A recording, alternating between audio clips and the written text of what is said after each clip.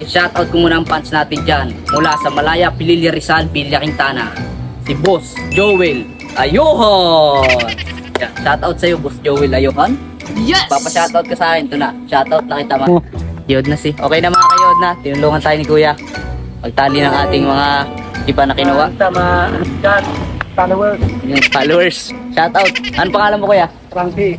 Shoutout kay Kuya Frankie mga kayod na. Tinulungan niya tayo magtali ng mga sinako nating iba. Yan. Yan. Mata sa ano, Sige, uwi na ako mga kayod na. Uwi na ako, boss. followers lamang sa ano kan, anong vlogger, pangarang. Yes! Nagkuha pa siya ng karton mga kayod na para masulat ang pangalan ko. Para daw mapalaw niya ako. Salamat, bossing. Sulat muna natin mga kayod na. Ating pangalan. Kalawiti ka man ah. Kasiwete nga, ni Gaso na bali. Ito. Hanapin ko ah. Itong dalawa kuya. Yod na si tapos yod na Castañeda. Yes! Hanapin mo po. Anong po pangalan niyo? Para makita ko po. Frankie. Frankly. Diharyo ni. Diario. Okay, ayun yung apelido. Thank you. Salamat kuya. Ito po yung ano. Thank you. Okay, nandito na tayo ngayon mga kayod na sa Yes! aking munting bahay. Yan.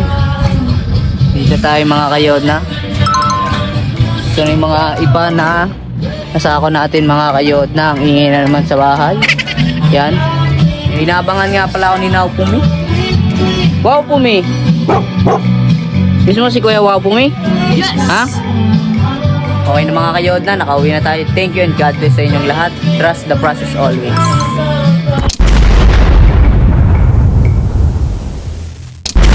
Magandang araw sa inyong lahat. Panibagong araw, panibagong pagkakataon na naman syempre ang binigay ng Panginoong Diyos sa atin. Yes! Kaya may panibagong misyon na naman tayong gagawin. Ngayon ay kukuha muna tayo ng mga ipa mga kayod na. Okay, natapos ko nang ma-prepare mga kayod na yung mga sako. Kaya nilagay ko na rin doon sa tricycle. Ngayon ay kukuha muna ako ng mga tali para may handa ko na rin at makalis na tayo mga kayod na. Nilagyan ko muna ng langis mga kayod na yung kadena natin bago tayo umalis para hindi naman madry. At bago nga pala tayo mga kayod na pumunta doon sa ipahan, magdi-deliver muna ako mga kayod na ng isang tray.